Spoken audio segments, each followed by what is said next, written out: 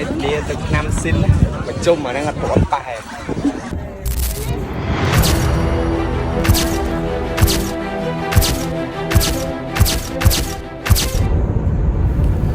ដូចឃើញពីក្បាលវីដេអូហើយថ្ងៃនេះពីអ្នកបងប្រុសនាំគាត់ទៅទិញអាកតុំរុយមួយគ្រឿងជីលេងនៅពោធិ៍តុងនៅមូលដ្ឋានកងទ័ពអាកាសយើងនិយាយលេងទេតាមពិតទៅមើលគេតាំងពីពណ៌យន្តហោះដែលការតាំងពីពណ៌ហ្នឹងឃើញថាមានមនុស្សមនីចូលរួមច្រើនណាមើលថាចំណតឡានទៅដឹងដែរហើយខ្ញុំពីអ្នកបងប្រុសបន្ទាប់ពីធ្វើដំណើរយ៉ាងឆ្ងាយក៏បានមកដល់កន្លែង check in គឺកន្លែងគេចុះឈ្មោះចូលហើយតាក់ទងជាមួយនឹងភ្ញៀវគឺឃើញថាមានច្រើនមានចាស់មានក្មេងមានស្រីមានប្រុសហើយអីដែលច្រើនជាងគេនោះគឺសុទ្ធតែជាយុវវ័យដែលពួកគាត់ពីច្រើនស្លៀកពាក់ឯកសណ្ឋានជាសិស្សសាលាក៏បានមកចូលរួមនៅក្នុងការតាំងពិព័រណ៍នឹងដែរហើយដោយបងប្អូនបានឃើញអញ្ចឹង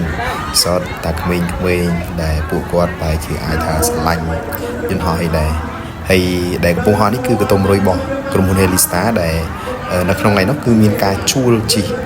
បានហើយអញ្ចឹងសម្រាប់អ្នកដែលមានបំណងចង់ជិះក៏អាចតាក់ទងទៅក្រុមហ៊ុនដើម្បីជិះលេងបានដោយមក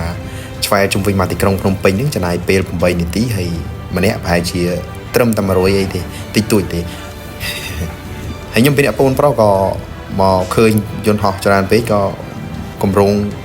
ថាទិញទៅមួយដែរនេះបងខ្ញុំគេឡើងសាកអីក៏ប៉ុន្តែវិច័យដល់នេះនៅផ្ទះហ្នឹងវាអត់មានកន្លែងចុះអញ្ចឹងទៅក៏បានត្រឹមតែមកដើរមើល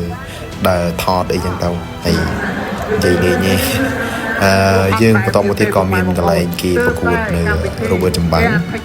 មនុស្សយន្តចម្បាំងចឹងហើយក៏មានការតាំងពិព័រណ៍អីរបស់ញ៉ាំអីក៏មានលក់ដែរហ្នឹងអញ្ចឹង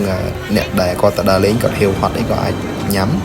កន្លែងនេះគឺជាស្តង់នៅក្នុងការតាំងពិព័រណ៍យន្តហោះនឹងដែរនៅក្នុងនោះមានការតាំងនៅបច្ចេកវិទ្យាទំនើបដូចអ្នកក៏មានបានឃើញនេះគឺដៃ robot ដែលវាមានភាពឆ្លាតវៃនៅក្នុងការ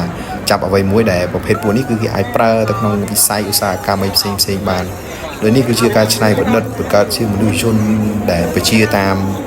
ដៃហ្គេមអានេះដៃហ្គេមដែលយើងតែងលេងឲ្យកម្ពុជាហ្នឹងទៅវាអាចក្រោកឈោក្រោកអីបានបន្តមកទៀតនេះក៏មានការតាំងនៅត្រង់បាញ់ថ្នាំ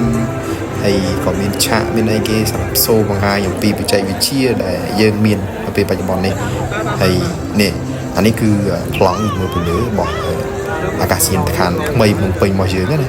ឃើញថាយើងមើលតាមគ្រូប្លង់នេះធំមែនទែនអាកាសយានដ្ឋានថ្មីនេះហើយចុងក្រោយក៏អត់មានអីនេះពីអ្នកបងក៏មកឆ្លុះកាមេរ៉ាគេមើលថាយើងអាយុប៉ុន្មាននេះដល់ពេលឆ្លោះចោះឆ្លោះឡើងបងខ្ញុំចាស់ជាងខ្ញុំទៀត